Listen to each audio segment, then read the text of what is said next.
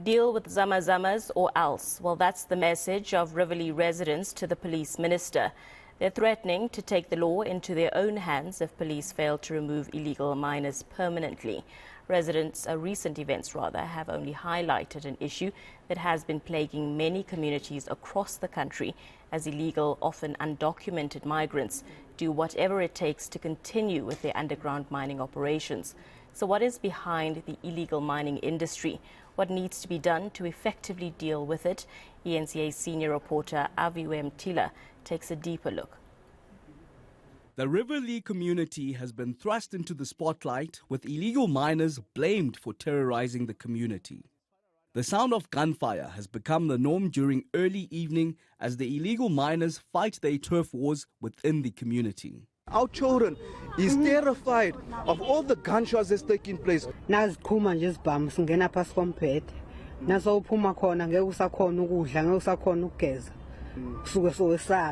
Friday, they were walking around just shooting at anything and anyone that was moving from the residence. They even walked down this road here by us, intimidating us, pointing us with firearms. So they don't care. The cops came with a van. They were pointing at the cops ran away. This incident is not from 2 months ago. It's been ongoing for more than 12 years.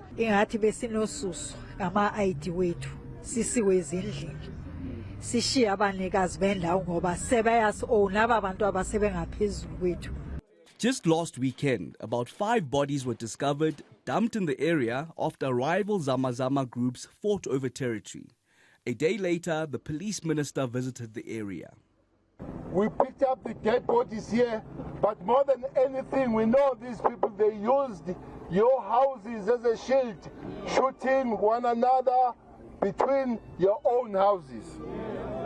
We know that the community is quite scared and the community is unsafe. The illegal miners are heavily armed, with videos circulating of them wielding heavy weaponry. And it's not just AK-47s that they have 9mm, they've got R4s, they've got a whole variety of weapons. It's just that the AK-47 is somehow romantic, and that's the one that we always notice. But they've got all sorts of weapons. The local mining forum says the illegal mining turf wars have deep roots. What we are dealing with here is Basutus, okay, from Lesotho. You get your northern Basutus and your southern Basutus, okay. What we've learned from these guys is the Basotho government have their law enforcement, and then you have the rebels from Lesotho. I think it's in a mountainous area somewhere, okay. That is their personal war they have in Lesotho. And right now, here in Riverlea, the same wars are taking place. These guys are now fighting each other on our turf. It's not our war, but they are fighting their wars here. And why are they fighting as well? It is because of the pot of gold.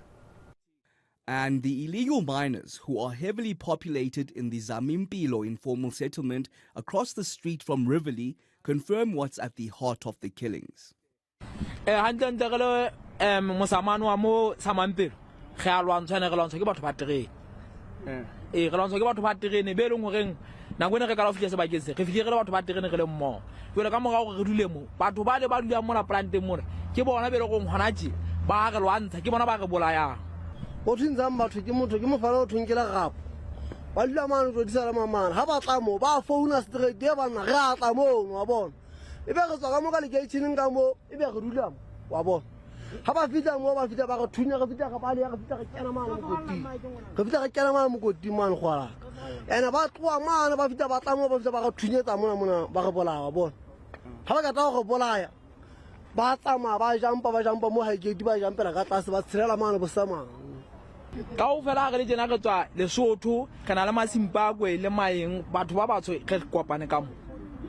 fela batho ba le bebeleng gore ke maSimbabwe benka ka ke machangane ke machwana ke mandebele ke masolo bona ke batho be leng re sebetsa le bona mme ka lebaka leo ha ba hantwa tse o di tla ga ba yetsa go go paletsa mai go ba ntwa le Sotho ha le tsebe na go tsekwa bothata ke kobo fela ha ra dina ka se dumelo go le wena o tlo tla o thunywa nna ke apere go tsekwa go bo sa tsebe na kobo e go etsela banga yo.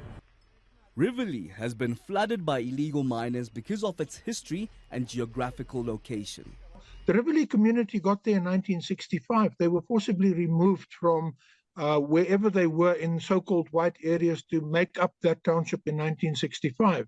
And it was right on top of the old Crown mines, and there were 25 shafts in that particular area that Crown Mines operated. During World War II, Crown Mines was the most productive and lucrative mine in the world. I think it produced almost 50% of the world's gold at the time. And so it is those shafts that have been abandoned. And Crown Mine Village was abandoned as well. All the housing infrastructure and so on that was there was also abandoned. Riverlea is just one of many areas where zamas dominate, including Krugersdorp, where we find one of the 100 most influential people in Africa's mining industry, Mariette Liefering. Right behind you, some 200 meters or so on top of this very mine dump, are the actual zamas that are in focus. Now, tell us how many reside here and maybe what's their population. Yes, on this particular dump, we refer to it as a tailing storage facility. There are more than 500 of the illegal miners that they reside on this dump, and they also process mine and process illegally the gold on this dump. But this, of course, is just a small picture of what is happening within the gold fields of the Witwatersrand. There are many of these dumps. It was estimated in 2008, approximately 270 of these tailing storage facilities and approximately 380 radioactive mine residue areas. And all of these areas are currently being, invaded by illegal miners, often also connected globally with criminal syndicates. If you travel along Main Reef Road, every single old mine, from East Rand property mines right through to Durban Roodepoort Deep Village and so on, is now an informal settlement. And those informal settlements are basically ex-mine workers who know how to mine. It's the only skill that they have. They've never learned any other skills in their lives. And of course, new generations of people who are coming from labor-sending areas such as Lesotho, the Eastern Cape, Zimbabwe, and Mozambique, and so on, to come and see if they can work those mines. Time and again, police conduct random raids at these informal settlements and come out empty-handed. A local councillor believes police corruption plays a big role in the growth of illegal mining. We do those search, but you just do the search and then you just have, you don't have much of the equipment that they are using. You don't have much of their guns, but when they are with the community, you can see they are breaking with their guns. They are carrying their guns daylight in front of the children. But you can see after, I think what we've observed is that whenever that we are going to have an operation, there is some information to say, police are coming. This former councillor knows all too well about what he calls police corruption and ineffectiveness. You have Langlaagte management that is scared to come into the camp when it's night time or even during the day, but they come into the camp to come and collect money. I've seen it myself as a ward councillor as well. It was raised with the powers that be. Also, we had an incident while I was the ward councillor that bags were taken from Zama, small boys, by Langlaagte SAPs, and Joburg Central intervened, and those bags were taken to the police station. And we had the king, one of the kingpins, coming to the station demanding his bags, but he was never arrested. So to me, it's like you come and look for your stolen goods. It's stolen goods basically because you're mining illegally. But the management of SAPs don't want to arrest you. The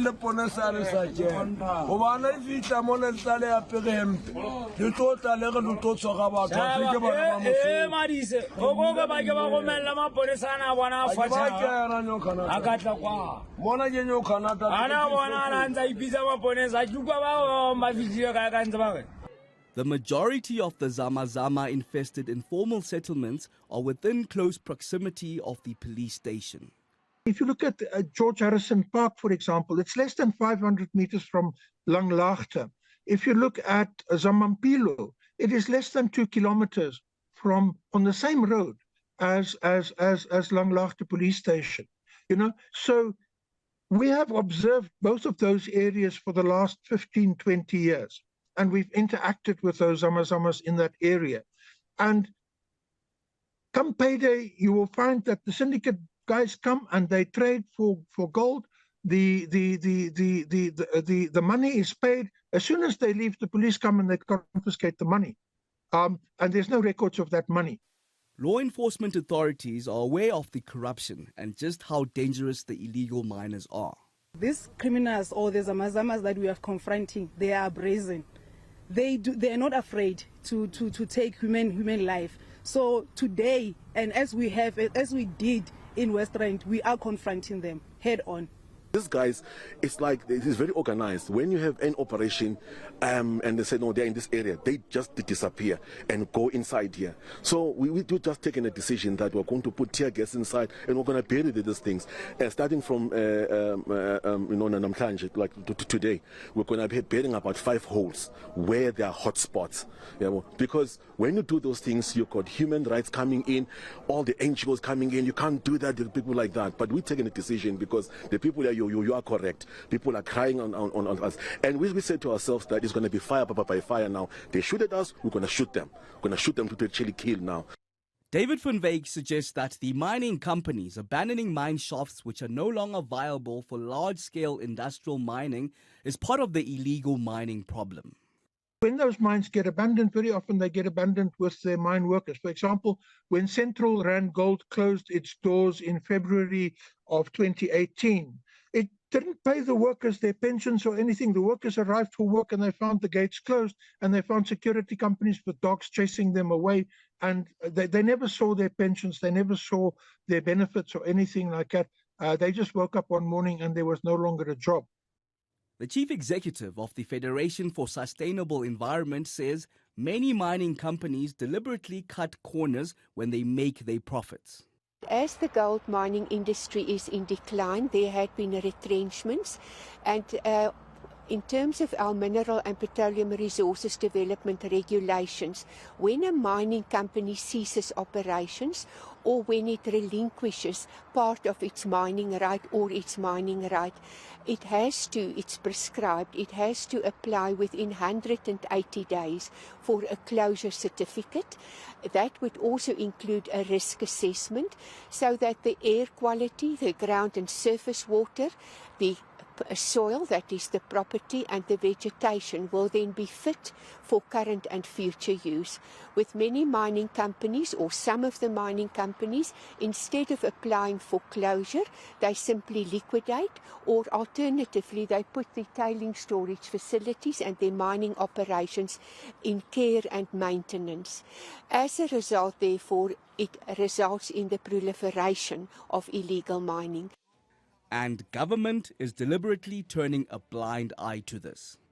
Within the Witwatersrand goldfields, there had not been one single closure certificate issued by the Department of Mineral Resources and Energy, which of course is a significant challenge, because when a closure certificate is issued by the regional manager of the Department of Mineral Resources and Energy and the Department of Water and Sanitation, the responsibility and the liabilities then transfer back to the state. And it is for that reason the state does not want the responsibility. We have currently in South Africa 6,000 ownerless or derelict mines, but in the Gauteng area, the Witwatersrand goldfields, there's not one single dump that does not have an owner except the Davidson Mill dump. So all of these dumps have owners. More often than not, the minerals mined by illegal miners end up at scrap metal dealers. If you go along Main Reef Road, go and see how many scrap metal dealers there are along Main Reef Road. Scrap metal dealers are a major source of buying of illegal gold. And we don't have control over the scrap metal dealer industry. Most of that goes overseas to, of course, first to refineries. Often the source cannot be traced. And there is, at the moment, certain issues raised by investors to buy clean gold. And if you do not know the source of the gold, if, for example, it is as a result of illegal mining, there are ethical issues involved with that. So there had been, for some years now, in Switzerland, there had been, by the Basel University, certain workshops and conferences held in order to determine how one can assess whether the gold is clean, whether it is sourced from illegal miners or criminal syndicates. With the declining of mining, and as mining companies make it out of the country, the suggestion is that illegal mining can only grow. Mining is not renewable, and therefore it's not sustainable. You can't renew minerals. When a mineral is finished in a mine, it's finished, or it is no longer profitable, and the big mining companies are leaving. BHP Billiton has left, Anglo Gold Ashanti has left, and fund managers tell us that all the big boys will have left South Africa in the next 3 or 4 years.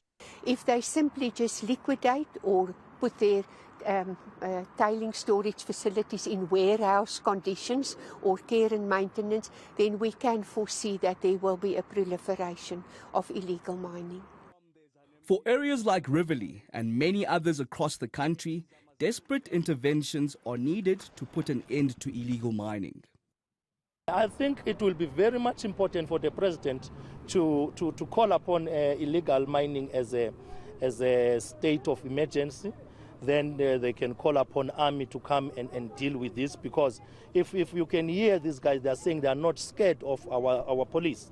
They are saying bring them to us. What has to be done is to address the cause. Now, the cause, first of all, is that if you leave tailing storage facilities unrehabilitated, if you leave it without access control, if the open shafts are not closed, in other words, access to underground voids or basins where the illegal miners can mine, if this is not addressed, it will continue to proliferate. Aviwe Mtila, Johannesburg.